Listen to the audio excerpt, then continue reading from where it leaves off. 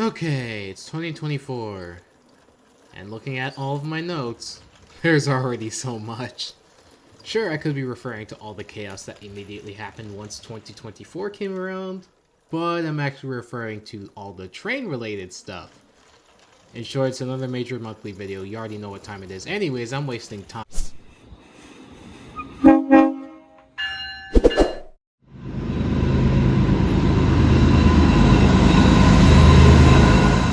On January 1st, Montana Rail Link is dead. Montana Rail Link will become another fallen flag going into BNSF ownership. This comes after the lease ended the same day. Also on the 1st, an e-bike fire on a subway car in Toronto caught fire and set the car on fire as well. This also highlighted dangers of incidents involving lithium-ion batteries. Because of this, the TTC is potentially updating its e-bike protocol. I still don't know about it, so potentially. We're still on the first day, by the way. A BART train tried to multi-track drift and failed. The derailment occurred around 9 a.m. and involved an Antioch-bound 8-car train on the Yellow Line, the first train of the day traveling in that direction. The derailment occurred at an interlocking between the Orinda and Lafayette stations in the East Bay. BART said that a signaling issue prevented computer alignment of the track, so the train's operator was instructed to perform the alignment manually. This procedure was not uncommon, and train operators are trained to manually align routes. The agency said the derailment occurred when the train was being moved after the alignment, which, of course, derailed the train because of a problem. The train also caught fire, so there's that. On the 3rd, CSX revealed their New York Central Heritage Unit. This is now in competition with Metro North's New York Central Heritage Unit. And of course, foamers went with the P32. On the 4th, a subway collision caused 2 trains to derail in the afternoon in Manhattan. This accident occurred near 96th Street and Broadway on the Upper West Side. The FDNY said 24 people suffered non-life-threatening injuries. We already technically have 3 subway incidents. Wow. On January 6th, we're still talking about YDHR. Leaked documents expose the organization has begun to sell off equipment vital to their operation. 2 unnamed locomotives are included in the sales and are suspected to be MLW RS3 1310 and ALCO RS11 3612. A single purchaser based out of Saskatchewan is mentioned, so there's a potential for one or both of these locomotives to be sold and moved somewhere to Saskatchewan. On January 8th, 2 days after the YDHR situation, the Uxbridge Town Council passed a motion that they will never again engage in negotiations of leasing the track owned by GO Transit that runs through their town. YDHR's current track lease expires February 1st. If the YDHR does not have everything removed by then, they can negotiate on a monthly basis for strictly train removal means up to a maximum date of April 30th. YDHR is silent regarding this situation. All they could do now is operate somewhere else. However, the odds of that happening is, impossible. There's a bunch of reasons, but it's very, very, very long. So, in short, YDHR is dying. Very, very hard. On January 10th, GO Transit announced that they would be overhauling the remaining F59 PHs, which means that thoughts of them being retired is no longer a thing. This is great news, however the new paint option really is only the new Metrolink's paint scheme. The old Hawker Siddeley cab cars received them, so there's a big possibility of the F59s getting them too. Or, they don't paint it in the new scheme and keep the OG paint scheme, potentially even repainting that in the OG scheme, which of course is a possibility. On January 15th, a Canadian Pacific Kansas City merchandise train stalled on the grade in Iowa.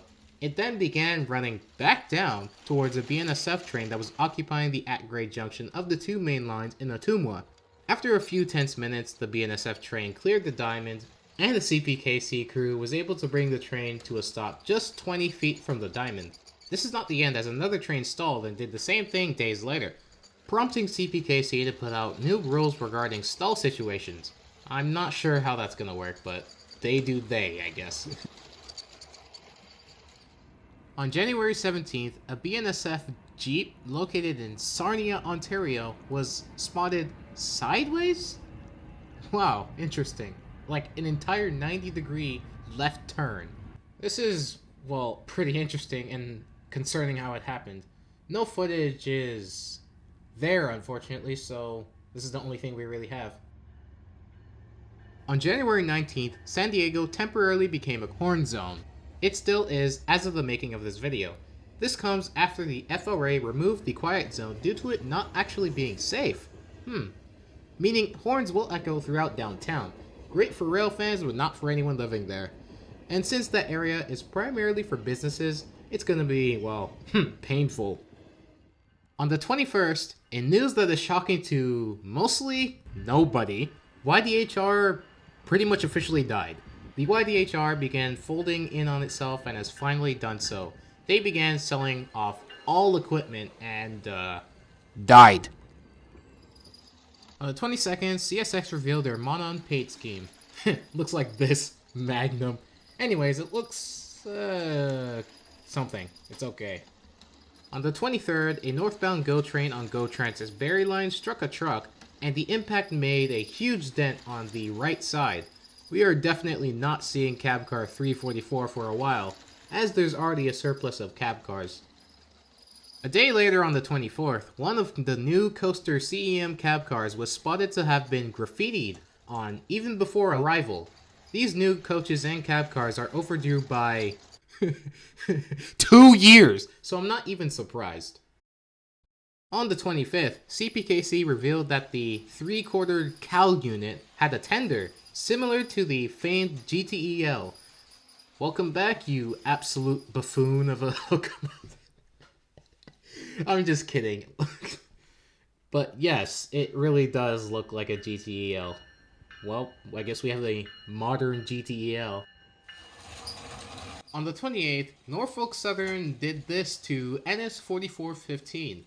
It basically made it a mobile geometry locomotive.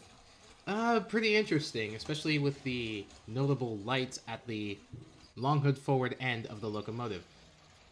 This is something new and very, very, very recent, so I can't really comment on it at all. So all we know is, well, we now have a mobile geometry locomotive. Pretty cool.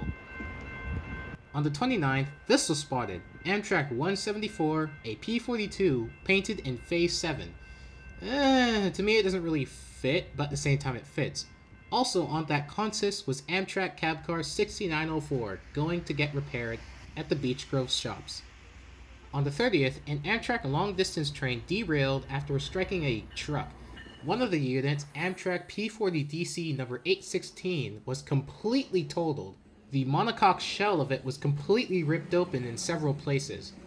This unit is 100% getting sidelined and eventually scrapped, as the ALC-42s are now the new primary locomotive. Also on the 30th, an EXO train caught fire, particularly the engine. This disrupted 3 of the 5 EXO train lines. Because of this, this laid hell to the commuters of Montreal trying to get home.